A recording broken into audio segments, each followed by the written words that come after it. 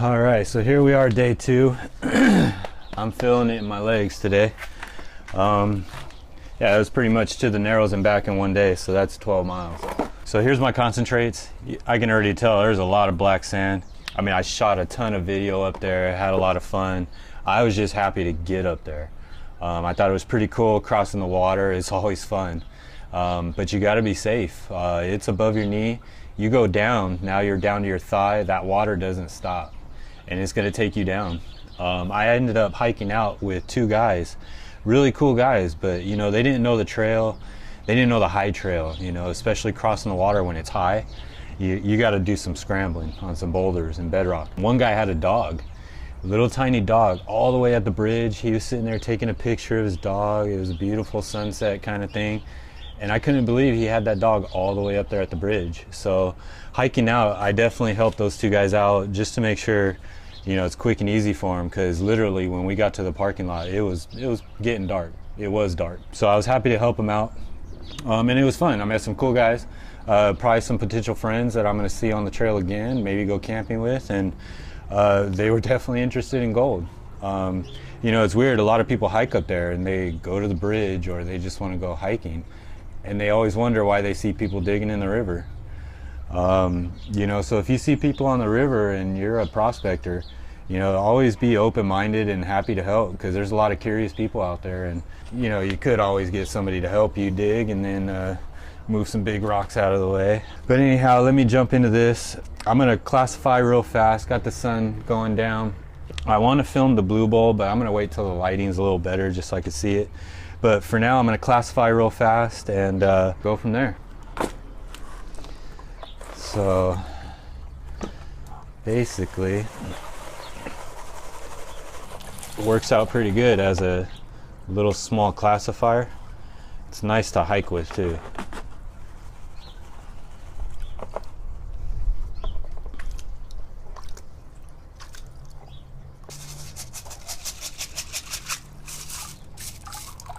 No nuggets in there.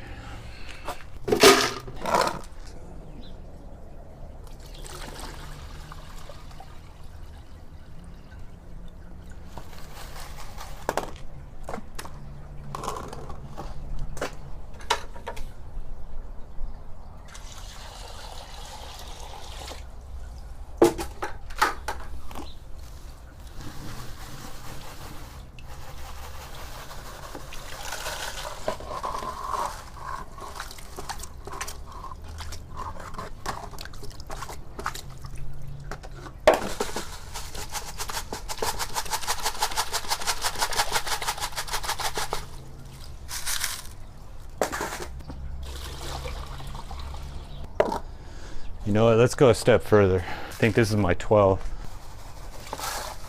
So again, this is from the Narrows. I wasn't too far back there.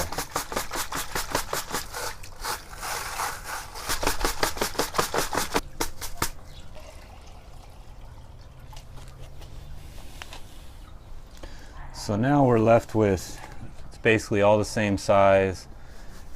You know, there's no big rocks that are gonna screw it up. Because if you're gonna run it through the blue ball, you know, this is what you gotta do. I think what we'll do is we'll go one step down, even more. Because even that can be a little too big. It's just better. And why not? With the power of film, I can edit it and you guys will just see the good stuff.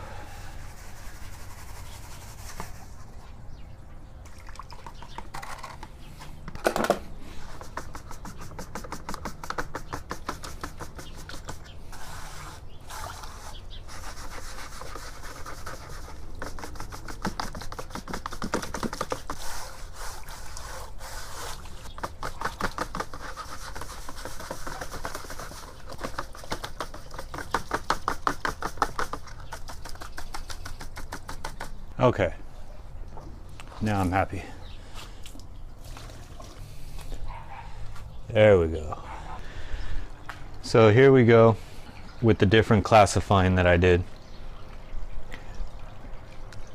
So starting out, you know, that could be 1/4 inch, 1/2 inch. This is 3/8 or number 4, +4 or whatever, the 12. And then this thing is like a 20, I think, a 30. And then this is your minus 30. So pretty much we're gonna start with that in the blue bowl. Most of the gold's gonna be in there. This I can hand pan. And actually somebody brought up a really good point about using a magnet, which I'm actually a firm believer in, but I save my black sands. You know, he was saying don't use a magnet, which he's 100% right, because pulling up that black sand, I've ran my black sand through the blue bowl before and I have found gold. I save my black sand. You know, I just fill this with water, I have my magnet, separate it and let it dry out. You know, at the end of a season, I have a bunch of black sand and then you have a project or something, you know. So eventually I'm gonna do that. You know, some of the stuff is from the desert, but yeah, definitely save your black sands, because if you're picking it up with a magnet, you're definitely picking up gold. That's a for sure. So I think it was Odium. Yeah, you're definitely right, man. Be careful using a magnet, save your black sands, go through it again. I still have my black sands in here. That's from a couple of trips. I have not used a magnet in here. So let's see how it runs in the blue ball. It's pretty fun to watch, so let me set up and we'll run it through. Okay, so here it is. I let it run for a little bit, got some jet dry in there. It would have been nice to stay longer and do my thing, but because of time. But overall, I was really happy just to get up there. And it was really cool filming it because, you know, I was talking to my buddy, and when I first started, it was back in 2010, and that's when the water was high, just as it is. It's been that long. You can see in the video, I had to take the high trail. And what I mean by that is, there's different spots on the bedrock that you guys might not know about because you haven't had to use it yet. But back in 2011, you know, the summer, it was late 2010, early 2011. And we had to use that high trail. And luckily, I learned from the old timers back then, 8 years ago, on how to get back there efficiently. Let her rip.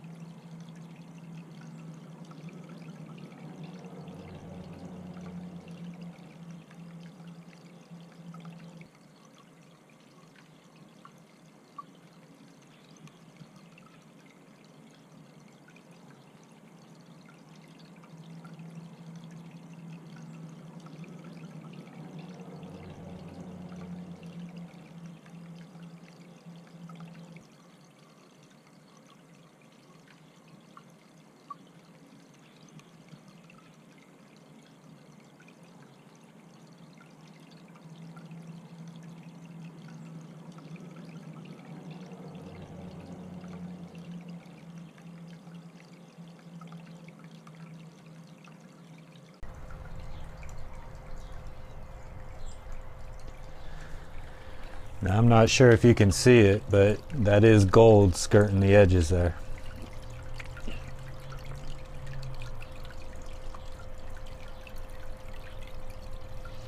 And as you can see, I did not take the black sand out with the magnet, so it just takes a little longer, but it still does its job.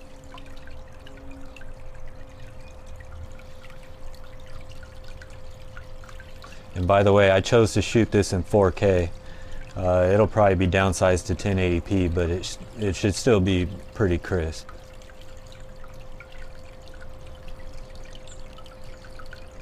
Yeah, you can see those are little one piece, another piece, right on the edge of that.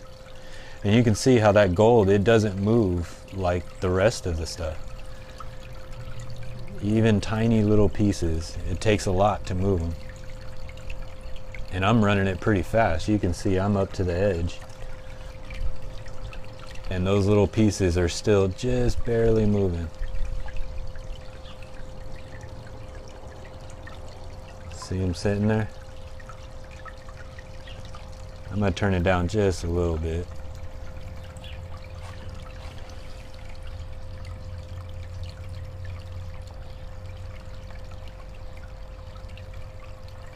So you can watch that piece right there.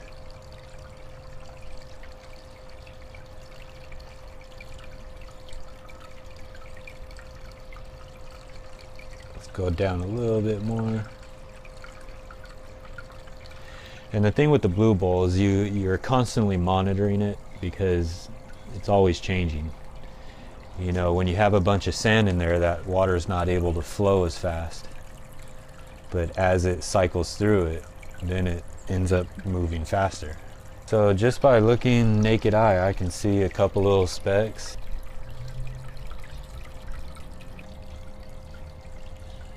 And I think we're pretty good right about there.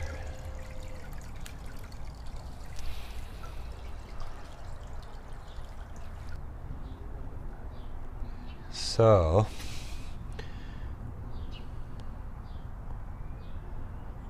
I know we got gold, really fine gold.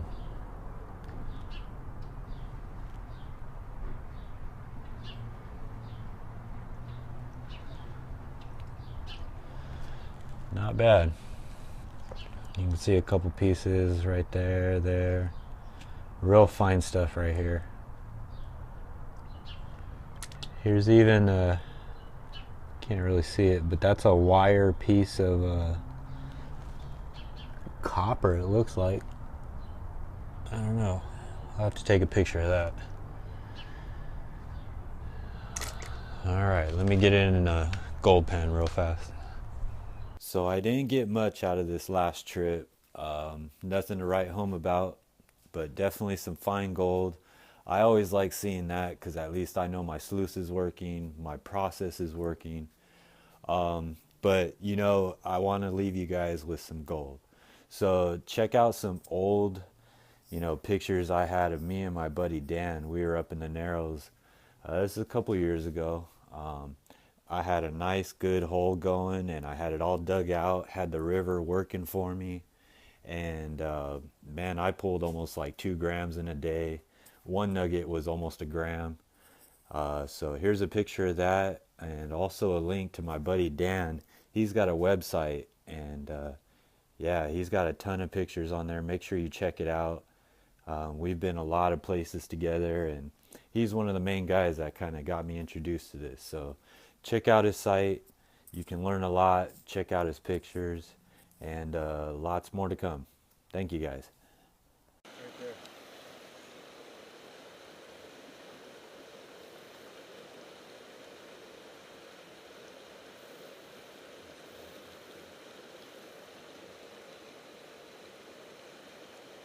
Let me get it all together in one shot. Hold on.